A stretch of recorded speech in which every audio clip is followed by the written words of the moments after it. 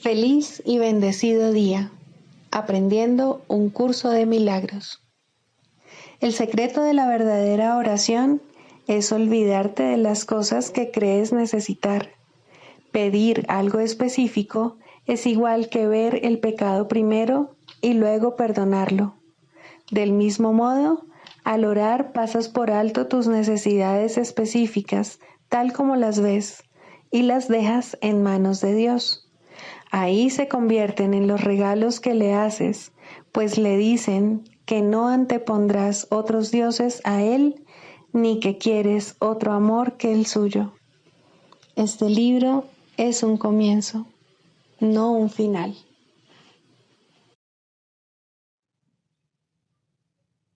Del prefacio que postula, párrafo 13. El perdón es el medio que nos permitirá recordar. Mediante el perdón cambiamos la manera de pensar del mundo. El mundo perdonado se convierte en el umbral del cielo, porque mediante su misericordia podemos finalmente perdonarnos a nosotros mismos. Al no mantener a nadie prisionero de la culpabilidad, nos liberamos. Al reconocer a Cristo en todos nuestros hermanos, reconocemos su presencia en nosotros mismos. Al olvidar todas nuestras percepciones erróneas y al no permitir que nada del pasado nos detenga, podemos recordar a Dios. El aprendizaje no nos puede llevar más allá. Cuando estemos listos, Dios mismo dará el último paso que nos conducirá de regreso a Él. Introducción. Este es un curso de milagros. Es un curso obligatorio. Solo el momento en que decides tomarlo es voluntario. Tener libre albedrío no quiere decir que tú mismo puedas establecer el plan de estudios. Significa únicamente que puedes elegir lo que quieres aprender en cualquier momento dado. Este curso no pretende enseñar el significado del amor, pues eso está más allá de lo que se puede enseñar. Pretende, no obstante, despejar los obstáculos que impiden experimentar la presencia del amor, el cual es tu herencia natural. Lo opuesto al amor es el miedo, pero aquello que todo lo abarca no puede tener opuestos. Este curso puede, por lo tanto, resumirse muy simplemente de la siguiente manera. Nada real puede ser amenazado. Nada irreal existe. En esto radica la paz de Dios.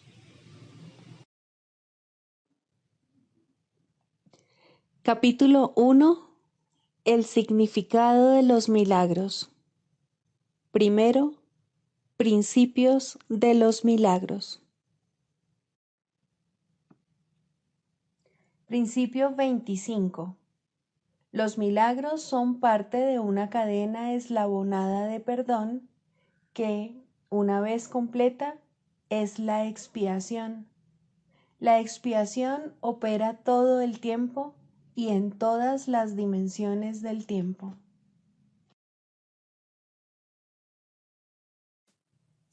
Capítulo 21. Razón y percepción. Tercero, fe, creencia y visión. Todas las relaciones especiales tienen como meta el pecado, pues son tratos que se hacen con la realidad a la que la aparente unión se adapta. No te olvides de esto. Hacer tratos es fijar límites y no podrás sino odiar a cualquier hermano con el que tengas una relación parcial. Quizá trates de respetar el trato en nombre de lo que es justo entre comillas, exigiendo a veces ser tú el que pague, aunque lo más frecuente es que se lo exijas al otro. Al hacer lo que es justo entre comillas, pues, tratas de mitigar la culpabilidad que emana del propósito que aceptaste para la relación. Y por eso el Espíritu Santo tiene que cambiar su propósito para que sea de utilidad para Él e inofensiva para ti. Si aceptas este cambio, habrás aceptado la idea de hacerle sitio a la verdad. La fuente del pecado habrá desaparecido. Tal vez te imagines que todavía experimentas sus efectos, pero el pecado ha dejado de ser tu propósito y ya no lo quieres más.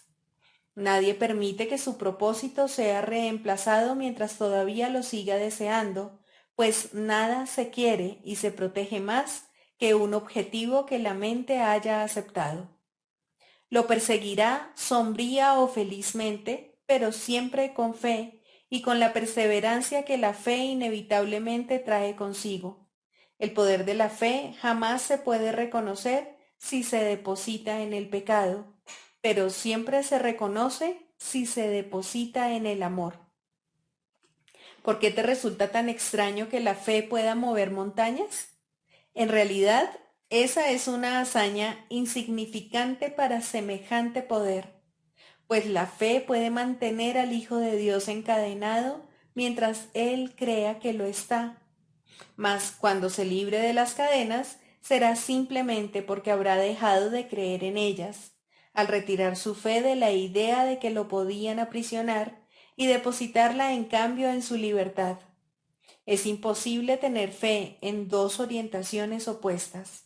La fe que depositas en el pecado, se la quitas a la santidad, y lo que le ofreces a la santidad, se lo has quitado al pecado. La fe, la creencia y la visión son los medios por los que se alcanza el objetivo de la santidad. A través de ellos el Espíritu Santo te conduce al mundo real, alejándote de todas las ilusiones en las que habías depositado tu fe. Ese es su rumbo, el único que Él jamás ve. Y cuando te desvías, Él te recuerda que no hay ningún otro. Su fe, su creencia y su visión son para ti. Y cuando las hayas aceptado completamente en lugar de las tuyas, ya no tendrás necesidad de ellas, pues la fe, la creencia y la visión únicamente tienen sentido antes de que se alcanza la certeza. En el cielo son desconocidas. El cielo, no obstante, se alcanza a través de ellas. No es posible que al Hijo de Dios le falte fe, pero sí puede elegir dónde desea depositarla. La falta de fe no es realmente falta de fe, sino fe que se ha depositado en lo que no es nada. La fe que se deposita en las ilusiones no carece de poder, pues debido a ello el Hijo de Dios cree ser impotente. De ese modo no es fiel a sí mismo, pero sí tiene gran fe en las ilusiones que abriga acerca de sí mismo, pues tú inventaste la fe, la percepción y la creencia a fin de perder la certeza y encontrar el pecado. Este rumbo de mente fue tu propia elección, y al depositar tu fe en lo que habías elegido, fabricaste lo que deseabas. El Espíritu Santo puede valerse de todos los medios que tú has empleado para ir en pos del pecado. Pero tal como Él se vale de ellos, te alejan del pecado porque su propósito apunta en dirección contraria. Él ve los medios que empleas, pero no el propósito para el que los inventaste. Su intención no es quitártelos, pues reconoce su valor y los ve como un medio de alcanzar lo que Él dispone para ti.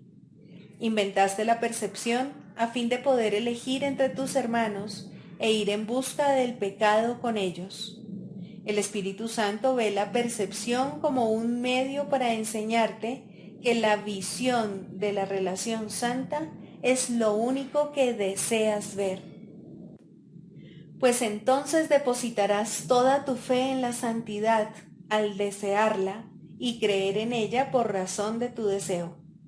La fe y la creencia se unen a la visión, ya que todos los medios que una vez sirvieron para los fines del pecado se canalizan ahora hacia la santidad, pues a lo que tú llamas pecado no es más que una limitación, y odias a todo aquel que tratas de reducir a un cuerpo porque le temes.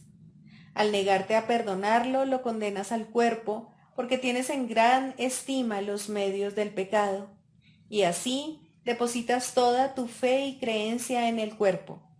Pero la santidad quiere liberar a tu hermano y eliminar el odio eliminando el miedo, no en el nivel de los síntomas, sino de raíz. Aquellos que quieren liberar a sus hermanos del cuerpo no tienen miedo, pues han renunciado a los medios del pecado al elegir que se eliminen todas sus limitaciones, puesto que desean ver a sus hermanos bajo el manto de la santidad. El poder de su creencia y de su fe va más allá del cuerpo, facilitando la visión, no obstruyéndola. Pero antes de eso decidieron reconocer lo mucho que su fe había limitado su entendimiento del mundo y desearon depositarla en otro lugar en caso de que se les ofreciese otro punto de vista. Los milagros que siguen a esta decisión nacen también de la fe, pues a todos aquellos que eligen apartar su mirada del pecado, se les concede la visión y se les conduce a la santidad. Aquellos que creen en el pecado deben pensar que el Espíritu Santo exige sacrificios, pues creen que esa es la manera de alcanzar su objetivo. Hermano, el Espíritu Santo sabe que el sacrificio no aporta nada. Él no hace tratos, y si intentas imponerle límites, lo odiarás porque tendrás miedo de él. El regalo que Él te ha hecho es mucho más valioso que cualquier otra cosa a este lado del cielo. El momento en que esto se ha de reconocer está al llegar. Une tu conciencia a lo que ya está unido. La fe que depositas en tu hermano puede lograrlo, pues aquel que ama el mundo lo está viendo por ti, sin ninguna mancha de pecado sobre él, y envuelto en una inocencia tal que contemplarlo es contemplar la belleza del cielo. Tu fe en el sacrificio ha hecho que éste tenga gran poder ante tus ojos, salvo que no te das cuenta de que no puedes ver debido a él, pues solo se le puede exigir sacrificio al cuerpo, y solo otro cuerpo podría exigirlo. La mente, de por sí, no podría ni exigirlo ni recibirlo, el cuerpo tampoco. La intención está en la mente, que trata de valerse del cuerpo para poner en práctica los medios del pecado en los que ella cree. Y así, los que valoran el pecado no pueden sino creer que la mente y el cuerpo están unidos. Y de este modo, el sacrificio es, invariablemente, un medio para imponer límites y, por consiguiente, para odiar. ¿Crees acaso que al Espíritu Santo le preocupa eso? Él no te da aquello de lo que, de acuerdo con su propósito, te quiere apartar. Tú crees que Él te quiere privar de algo por tu propio bien, pero los términos bien y privación son opuestos y no pueden reconciliarse de ninguna forma que tenga significado. Es como decir que la luna y el sol son una misma cosa porque vienen de noche y de día respectivamente y que, por lo tanto, no pueden sino formar una unidad. Mas ver uno de ellos significa que el otro ya no se puede ver. Tampoco es posible que lo que irradia luz sea lo mismo que lo que depende de la oscuridad para poder ser visto. Ninguno de ellos exige el sacrificio del otro. Cada uno de ellos, no obstante, depende de la ausencia del otro. El cuerpo se concibió para que sirviese de sacrificio al pecado, y así es como aún se le considera en las tinieblas. A la luz de la visión, no obstante, se le considera de manera muy distinta. Puedes confiar en que servirá fielmente al propósito del Espíritu Santo y puedes conferirle poder para que se vuelva un instrumento de ayuda a fin de que los ciegos puedan ver. Mas cuando ellos vean, mirarán más allá de él, al igual que tú. A la fe y a la creencia que depositaste en el cuerpo, les corresponde estar más allá de él. Transferiste tu percepción, tu creencia y tu fe de la mente al cuerpo. Deja que éstas les sean devueltas ahora a aquello que las produjo y que todavía puede valerse de ellas para salvarse de lo que inventó.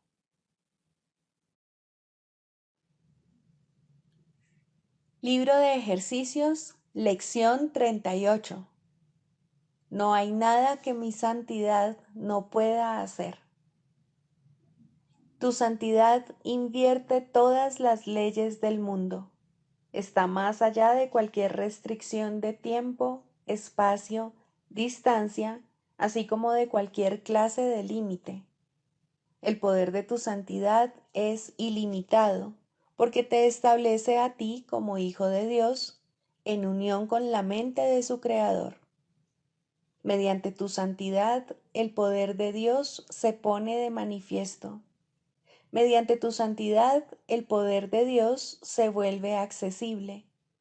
Y no hay nada que el poder de Dios no pueda hacer. Tu santidad, por lo tanto, puede eliminar todo dolor, acabar con todo pesar y resolver todo problema. Puede hacer eso en conexión contigo o con cualquier otra persona. Tiene el mismo poder para ayudar a cualquiera, porque su poder para salvar a cualquiera es el mismo. Si tú eres santo, también lo es todo lo que Dios creó. Tú eres santo porque todas las cosas que Él creó son santas. Y todas las cosas que Él creó son santas porque tú eres santo. En los ejercicios de hoy vamos a aplicar el poder de tu santidad a cualquier clase de problema, dificultad o sufrimiento que te venga a la mente, tanto si tiene que ver contigo como con otro. No haremos distinciones porque no hay distinciones. En las 4 sesiones de práctica más largas, que preferiblemente han de tener una duración de 5 minutos completos cada una, repite la idea de hoy, cierra los ojos y luego escudriña tu mente en busca de cualquier sensación de pérdida o de cualquier clase de infelicidad tal como la percibas. Trata, en la medida de lo posible, de no hacer distinciones entre las situaciones que son difíciles para ti y las que son difíciles para otro. Identifica la situación específicamente, así como el nombre de la persona en cuestión. Usa el siguiente modelo al aplicar la idea de hoy. En esta situación con respecto a tal cosa en la que me veo envuelto, no hay nada que mi santidad no pueda hacer. En esta situación con respecto a tal cosa en la que tal persona se ve envuelta, no hay nada que mi santidad no pueda hacer. De vez en cuando puedes variar este procedimiento si así lo deseas y añadir algunos de tus propios pensamientos que vengan al caso. Podrías, por ejemplo, incluir pensamientos tales como: no hay nada que mi santidad no pueda hacer porque el poder de Dios reside en ella. Introduce cualquier variación que quieras, pero mantén los ejercicios centrados en el tema: no hay nada que mi santidad no pueda hacer. El propósito de los ejercicios de hoy es comenzar a inculcarte la sensación de que tienes dominio sobre todas las cosas por ser quien eres. En las aplicaciones cortas y más frecuentes, aplica la idea en su forma original, a no ser que surja o te venga a la mente algún problema en particular que tenga que ver contigo o con otra persona. En ese caso, usa la forma más específica. Del Manual para el Maestro, pregunta 4. ¿Cuáles son las características de los maestros de Dios? 7. Generosidad. La palabra generosidad tiene un significado especial para el Maestro de Dios. No es el significado usual de la palabra. De hecho, es un significado que tiene que aprenderse, y aprenderse muy bien. Al igual que todos los demás atributos de los maestros de Dios, esta se basa, a fin de cuentas, en la confianza, puesto que sin confianza nadie puede ser generoso en el verdadero sentido de la palabra. Para el mundo, generosidad significa dar en el sentido de perder. Para los maestros de Dios, generosidad significa dar en el sentido de conservar.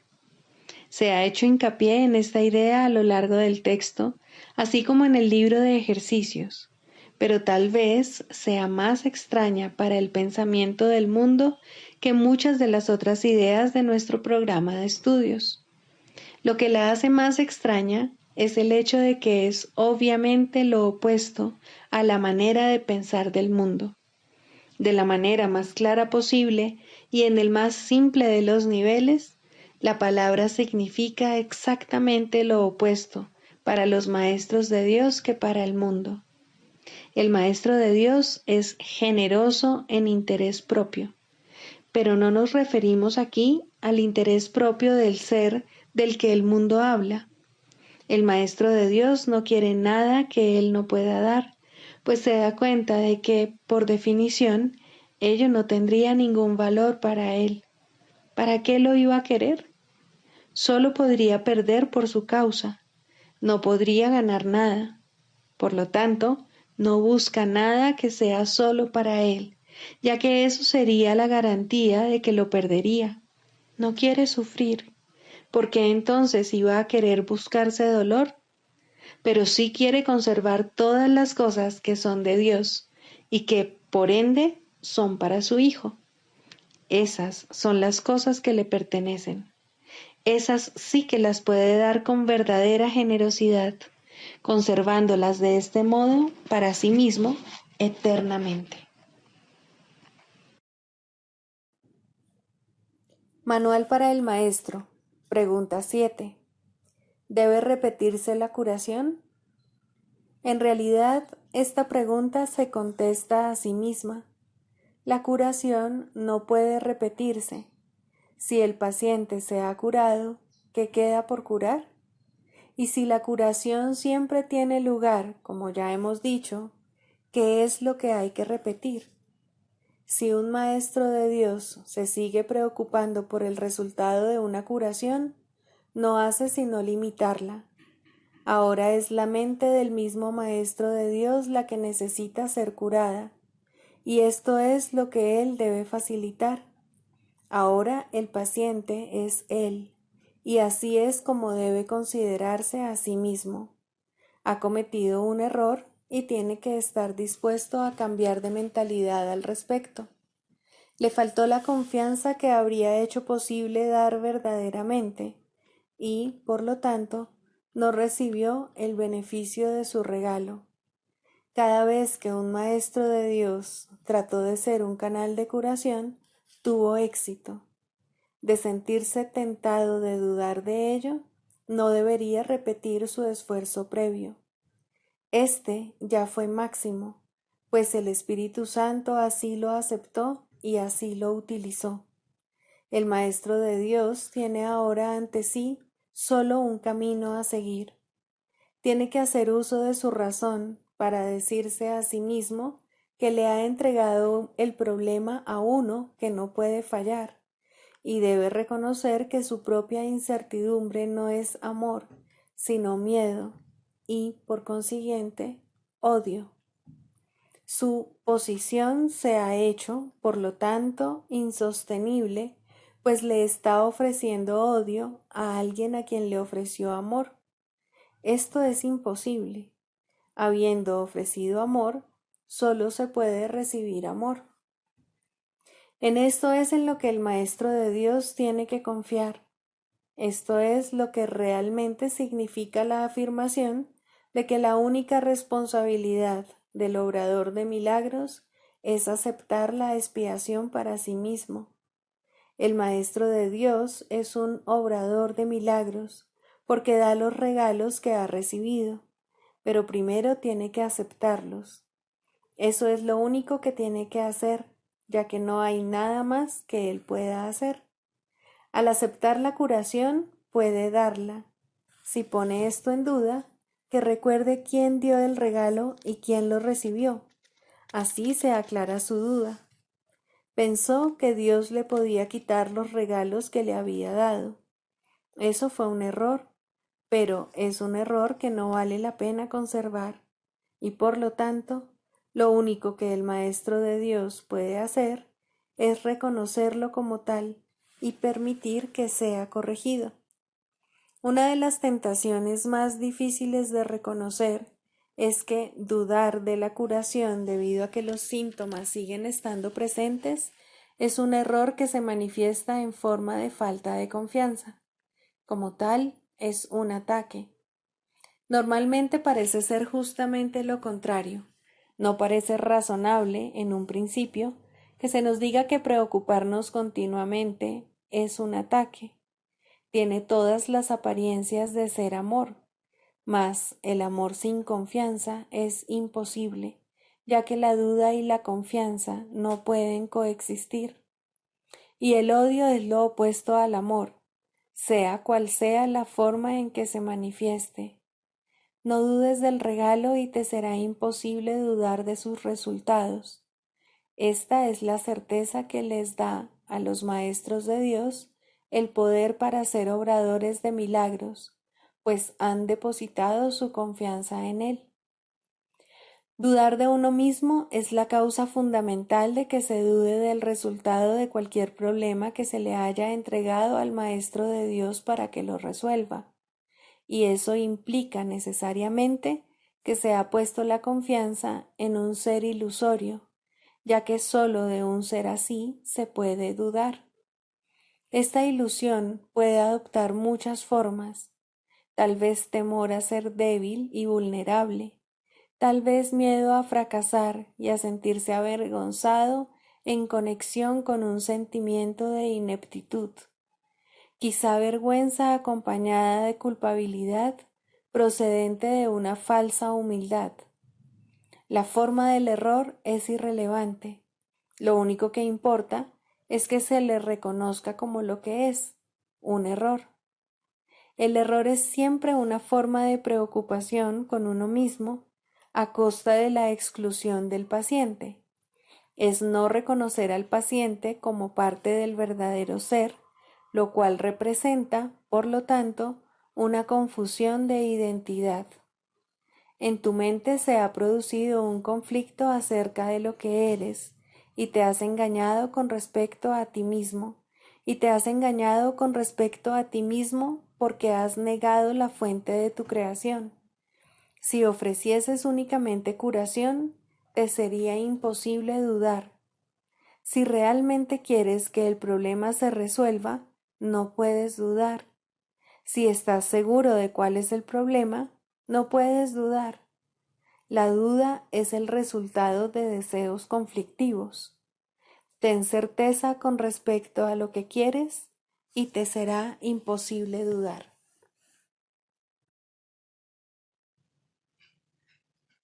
Clarificación de términos. El perdón, la faz de Cristo. El perdón es el medio que nos lleva a Dios y que nos permite alcanzarle, mas es algo ajeno a Él. Es imposible concebir que algo creado por Él pueda necesitar perdón. El perdón, entonces, es una ilusión, pero debido a su propósito, que es el del Espíritu Santo, hay algo en ella que hace que sea diferente. A diferencia de las demás ilusiones, nos aleja del error en vez de acercarnos a él. Al perdón podría considerársele una clase de ficción feliz, una manera en la que los que no saben pueden salvar la brecha entre su percepción y la verdad. No pueden pasar directamente de la percepción al conocimiento, porque no creen que esa sea su voluntad. Esto hace que Dios parezca ser un enemigo en lugar de lo que realmente es. Y es precisamente esta percepción de mente la que hace que no estén dispuestos a simplemente ascender y retornar a Él en paz. Y de este modo necesitan una ilusión de ayuda porque se encuentran desvalidos, un pensamiento de paz porque están en conflicto. Dios sabe lo que su Hijo necesita antes de que Él se lo pida. Dios no se ocupa en absoluto de la forma, pero al haber otorgado el contenido, su voluntad es que se comprenda, y eso basta. Las formas se adaptan a las necesidades, pero el contenido es inmutable, tan eterno como su creador. Antes de que el recuerdo de Dios pueda retornar, es necesario ver la faz de Cristo. La razón es obvia. Para ver la faz de Cristo se requiere percepción. El conocimiento no es algo que se pueda ver, pero la faz de Cristo es el gran símbolo del perdón, es la salvación, es el símbolo del mundo real. El que la ve deja de ver el mundo. Está tan cerca ya del umbral del cielo como es posible estar mientras aún esté afuera. Mas desde ahí, un paso más basta para entrar. Es el paso final y ese se lo dejamos a Dios. El perdón es un símbolo también, pero en cuanto que símbolo exclusivo de la voluntad del Padre, no puede ser dividido. Y así, la unidad que refleja se convierte en su voluntad. Eso es lo único que aún está en el mundo en parte y que, al mismo tiempo, es el puente que conduce al cielo. La voluntad de Dios es lo único que existe. Lo único que podemos hacer es pasar de la nada al todo, del infierno al cielo. ¿Es esto una jornada? No, en verdad no lo es, pues la verdad no va a ninguna parte. Pero las ilusiones cambian según el lugar o la época. El paso final no es más que otro cambio. Por ser una percepción, es en parte irreal. Sin embargo, esa parte desaparecerá. Lo que entonces quedará será la paz eterna y la voluntad de Dios. Ahora ya no hay deseos, pues los deseos cambian. Incluso lo que una vez se deseó puede volverse indeseable. Esto es así porque el ego jamás puede estar en paz, pero la voluntad es constante por ser el don de Dios, y lo que Él da es siempre como Él mismo. Este es el propósito de la faz de Cristo. Es el regalo de Dios para la salvación de su Hijo. Contempla únicamente esto y habrás sido perdonado. Cuán hermoso se vuelve el mundo en ese instante en el que ves la verdad acerca de ti mismo reflejada en él. Ahora estás libre de pecado y contemplas tu impecabilidad. Ahora eres santo y así lo percibes. Y ahora la mente retorna a su Creador, la unión de Padre e Hijo, la unidad de unidades que se encuentra detrás de toda unión, aunque más allá de todas ellas. No se ve a Dios, sino que únicamente se le comprende. No se ataca a su Hijo, sino que se le reconoce.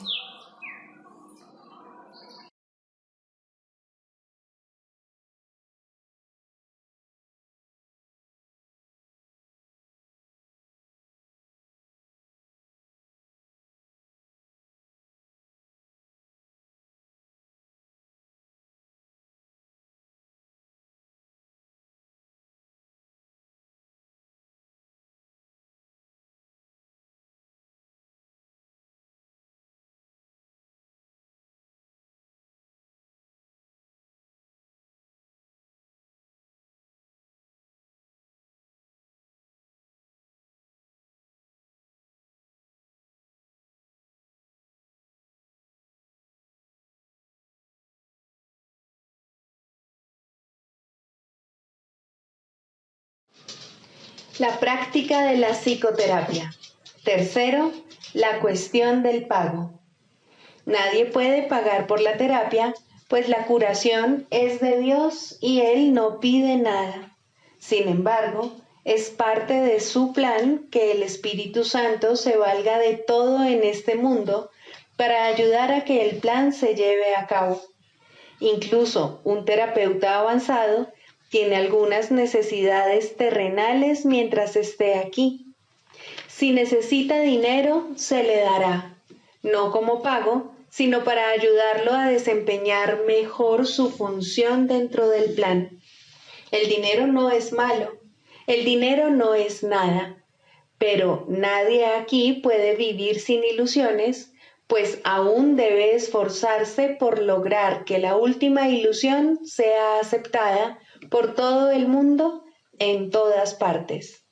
Tiene una magna función en este único propósito, para lo cual vino. Permanece aquí solo para eso, y mientras esté aquí, se le dará todo lo que pueda necesitar. Solo un sanador no sanado intentaría curar por dinero, y en la medida en que lo valore, no tendrá éxito ni encontrará su propia curación en el proceso. Habrá algunas personas a quienes el Espíritu Santo les pida algún tipo de pago para sus propósitos, y habrá otras a quienes no se les pida nada. Sin embargo, no debe ser el terapeuta el que tome estas decisiones. Hay una diferencia entre pago y costo. Dar dinero allí donde el plan de Dios quiere que se dé no supone un costo, pero no darlo donde propiamente se debe dar supone un costo enorme. El terapeuta que determina esto pierde el nombre de sanador, pues nunca podrá entender lo que es la curación. No puede darla y por ende no puede gozar de ella. Los terapeutas de este mundo son ciertamente inútiles para la salvación del mundo. Hacen exigencias y, por lo tanto, son incapaces de dar. Los pacientes tan solo pueden pagar por el intercambio de ilusiones, y por esto, ciertamente, se exige un pago y el costo es enorme. Una relación comprada no puede ofrecer el único don por el que se logra toda curación. El perdón, el único sueño del Espíritu Santo, no debe tener costo alguno, pues si lo tuviera, simplemente crucificaría al Hijo de Dios otra vez. ¿Puede ser así como se le perdona? ¿Puede ser esta la manera de poner fin al sueño del pecado? El derecho a vivir es algo por lo que nadie necesita luchar. Se le ha prometido y está garantizado por Dios. Por consiguiente, es un derecho que tanto terapeuta como paciente comparten por igual. Si su relación ha de ser santa, lo que uno de ellos necesite, el otro se lo dará. Lo que a uno le haga falta, el otro lo proveerá. Es aquí donde la relación se vuelve santa, pues aquí es donde ambos son sanados. El terapeuta compensa al paciente con su gratitud, lo mismo que el paciente lo compensa a él con la suya. No hay costo para ninguno de los dos, pero a ambos se les debe gratitud por su liberación del largo aprisionamiento y de la duda. ¿Quién no estaría agradecido por semejante regalo? ¿Y quién podría ni siquiera imaginar que este regalo se pueda comprar? Se ha dicho correctamente que a aquel que tiene se le dará, porque tiene puede dar, y porque da se le dará. Esta es la ley de Dios, no la del mundo. De la misma manera ocurre con los sanadores de Dios. Ellos dan porque han oído su palabra y la han comprendido, y así todo cuanto puedan necesitar se les proveerá, pero perderán esta comprensión a menos que recuerden que todo lo que tienen procede únicamente de Dios. Si creen que necesitan algo de un hermano, ya no podrán reconocerlo como hermano. Y si hacen esto, desaparece una luz incluso en el cielo. Allí donde el Hijo de Dios se vuelve contra sí mismo, solo puede contemplar la oscuridad. Él mismo ha negado la luz y ahora no puede ver. Hay una regla que siempre debe observarse. No se debe rechazar a nadie porque no pueda pagar. Nadie es enviado a otro por casualidad. Las relaciones siempre tienen un propósito. Es irrelevante cuál pudo haber sido el propósito antes de que el Espíritu Santo entrase a formar parte de ellas. Siempre tienen el potencial de ser su templo, el lugar de reposo de Cristo y la morada de Dios mismo. Todo el que viene ha sido enviado. Tal vez vino para darle a su hermano el dinero que éste necesitaba.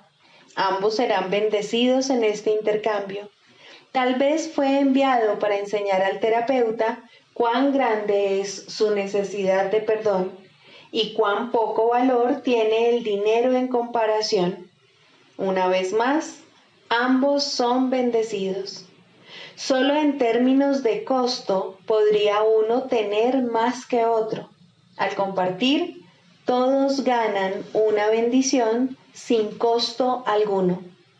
Esta visión acerca del pago puede parecer poco práctica y a los ojos del mundo así es. Sin embargo, ni uno solo de los pensamientos del mundo es realmente práctico. ¿Qué se gana con ir en pos de ilusiones? ¿Cuánto se pierde al repudiar a Dios? ¿Y sería acaso esto posible? Es sin duda poco práctico afanarse por lo que no es nada e intentar hacer lo que es imposible. Detente entonces un momento, lo suficiente para pensar en esto. Tal vez has estado buscando la salvación, pero sin saber dónde. Sin embargo, quien quiera que sea que te pida ayuda, puede mostrarte dónde encontrarla. ¿Qué mejor regalo se te podría dar? ¿Qué mejor regalo podrías dar? Médico, sanador, terapeuta, sánate a ti mismo. Muchos vendrán a ti portando el don de la curación, si esta es tu elección. El Espíritu Santo jamás rehusará la invitación para entrar y morar contigo. Te dará infinitas oportunidades de abrir la puerta de tu salvación, pues tal es su función. También te dirá exactamente cuál es tu función en toda circunstancia y en todo momento. Quien quiera que Él te envíe llegará a ti tendiéndole la mano a su amigo. Permite que el Cristo en ti le dé la bienvenida, pues ese mismo Cristo mora igualmente en él. Niégale la entrada y habrás negado al Cristo en ti. Recuerda la triste historia del mundo y las felices nuevas de la salvación. Recuerda el plan de Dios para la restauración de la dicha y la paz. Y no olvides cuán simples son los caminos de Dios. Estabas perdido en la oscuridad del mundo hasta que pediste la luz, y entonces Dios envió a su Hijo para que te la diera.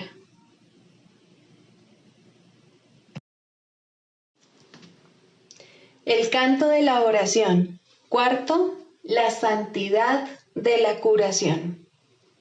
Cuán santos son los que han sanado, pues al verlos, sus hermanos comparten su curación y su amor. Portadores de paz, la voz del Espíritu Santo, a través de quienes Él habla en favor de Dios, cuya voz Él es, tales son los sanadores de Dios. Ellos solo hablan en favor de Él y nunca en favor de sí mismos. No tienen más dones que los que han recibido de Dios y los comparten porque saben que esa es su voluntad. No son especiales, son santos. Han optado por la santidad y han renunciado a todo sueño de poseer atributos especiales mediante los cuales habrían otorgado regalos desiguales a los menos afortunados.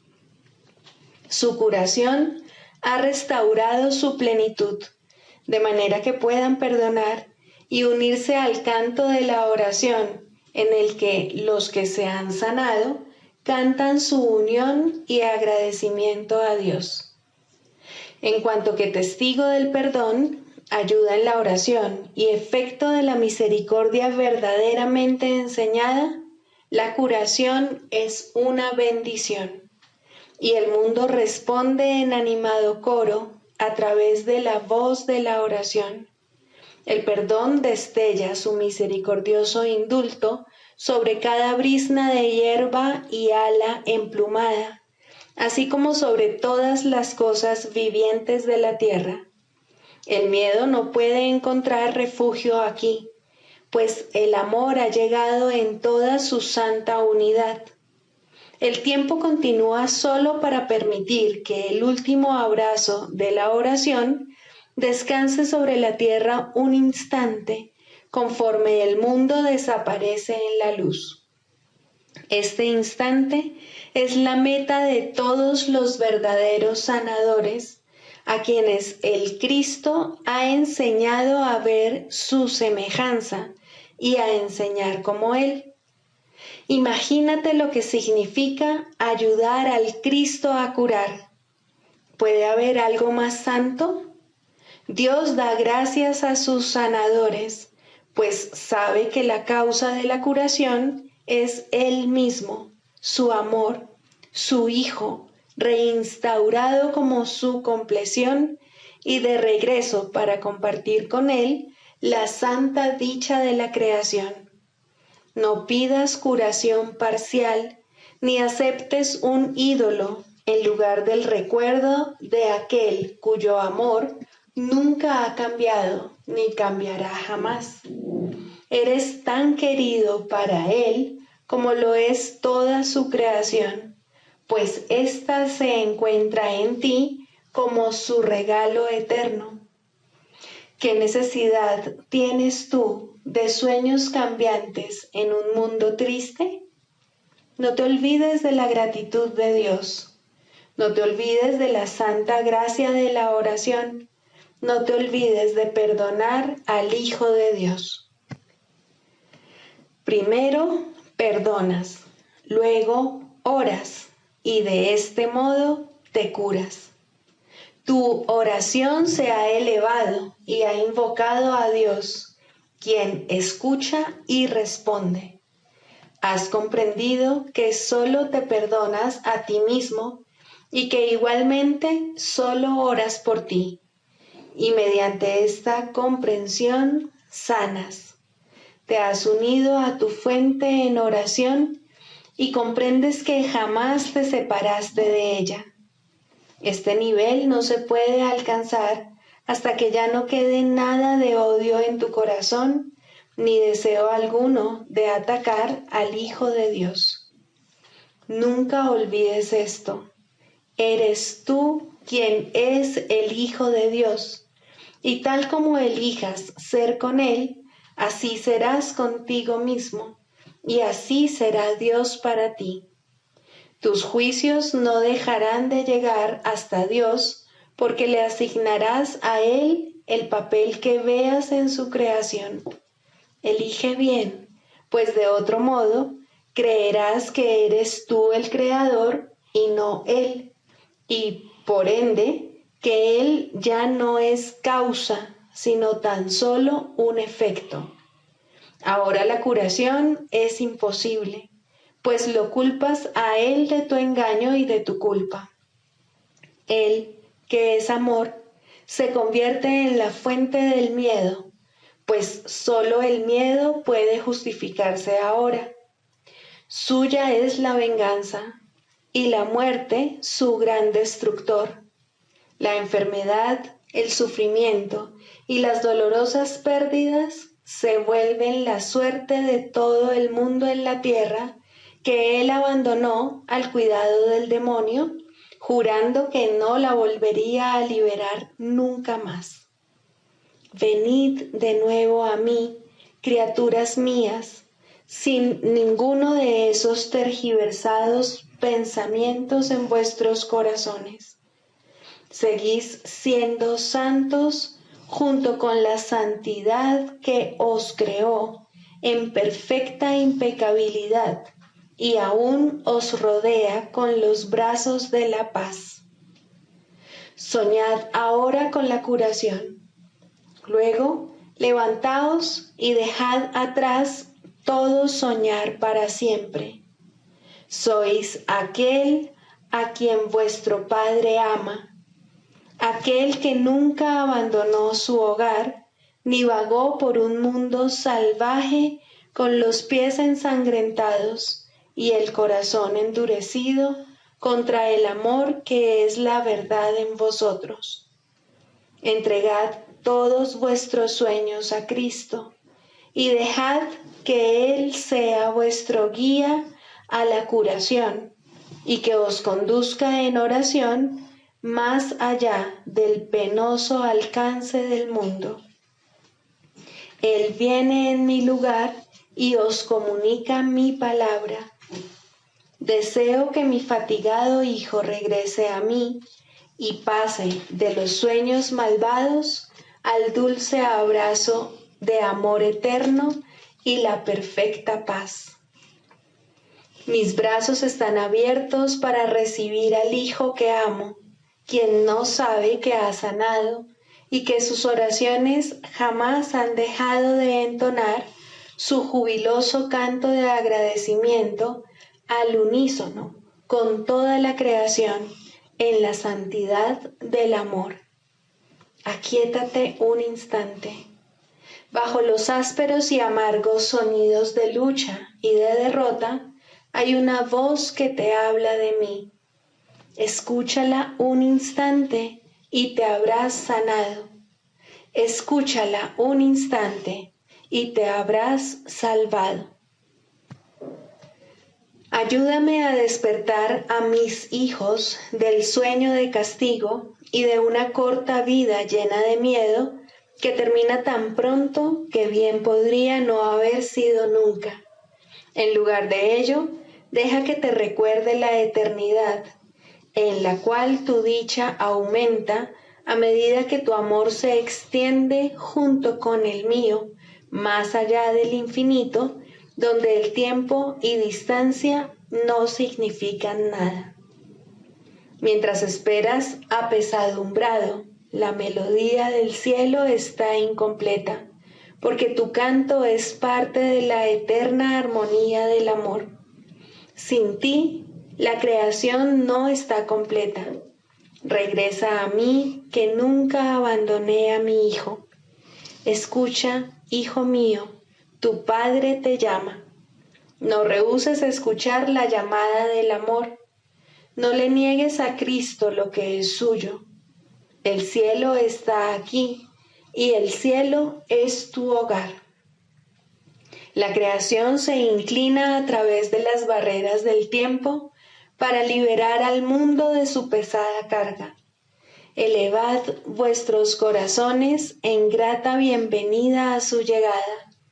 Ved las sombras desvanecerse calladamente y las espinas desprenderse de la ensangrentada frente de aquel que es el Santo Hijo de Dios. Qué hermoso eres, criatura de la santidad, cuán parecido a mí, cuán amorosamente te sostengo en mi corazón y en mis brazos, cuán querido es para mí cada regalo que me has hecho, tú que sanaste a mi hijo y lo bajaste de la cruz. Levántate y deja que te dé las gracias, y con mi gratitud llegará primero el regalo de perdón y luego la paz eterna. Devuélveme ahora, pues, tu santa voz. El canto de la oración es silencioso sin ti. El universo aguarda tu liberación porque es la suya propia. Sé bondadoso con él y contigo mismo, y luego sé bondadoso conmigo. Solo te pido una cosa, que halles consuelo y no vivas más en el terror y el dolor. No abandones el amor y recuerda esto, sea lo que fuere que pienses de ti mismo, sea lo que fuere que pienses acerca del mundo, tu Padre te necesita y te seguirá llamando hasta que por fin regreses a Él en paz.